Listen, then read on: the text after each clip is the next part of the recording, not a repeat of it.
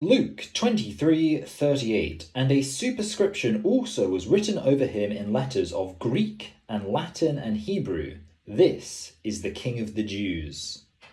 What language did Jesus speak? If you're someone who knows very little about ancient Near Eastern history, you just think, well, modern Jews in occupied Palestine today speak Hebrew, so I guess Jews back then must have spoken Hebrew. But no, in fact, at the time, Hebrew really wasn't spoken colloquially in Judea at all. And we know that Jesus did speak some Hebrew because he was very knowledgeable about the scriptures and would even argue with rabbis about it. But if you do know your ancient Near Eastern history, you'll know there was a lot of conquest, a lot of exchange of land, and the upshot is that almost everybody in that region spoke Aramaic as the local lingua franca. And that's the theory that leads people to the conclusion that Jesus in his regular everyday life spoke Aramaic. Most of the apostles spoke Aramaic. That was the language with which they were the most familiar. But we don't know. We don't know anything about history with certainty. And it's interesting that they chose to write this inscription in 3 languages, and none of them are Aramaic. This would be like if there was a sign in England that was written in 3 languages,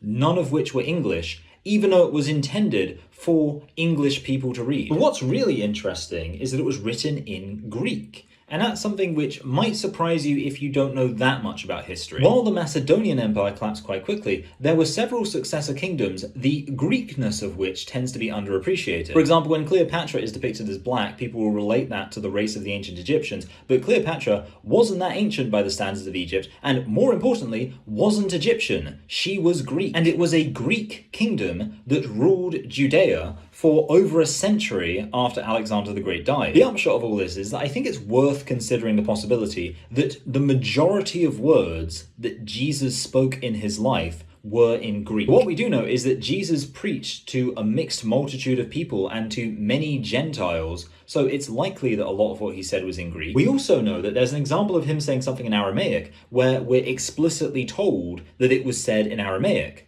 implying that maybe that was unusual. So as far as I'm concerned, Jesus might well have spoken Greek primarily. And first of all, I think that's interesting because it just reminds us of the significance of Greek civilization in the ancient world. Also, it has implications for people who want to make a point of calling Jesus YESHUA. It is possible that he was actually given a Greek name, Jesus. I mean, you wouldn't have to say that's his primary language for that to be the case. Plenty of English people are given Irish names despite the fact that they're not Irish and they don't speak Irish. And of course, since the Gospels were written in Greek, it's worth noting that might well have been the native language of the people who wrote it and of the person it's primarily about.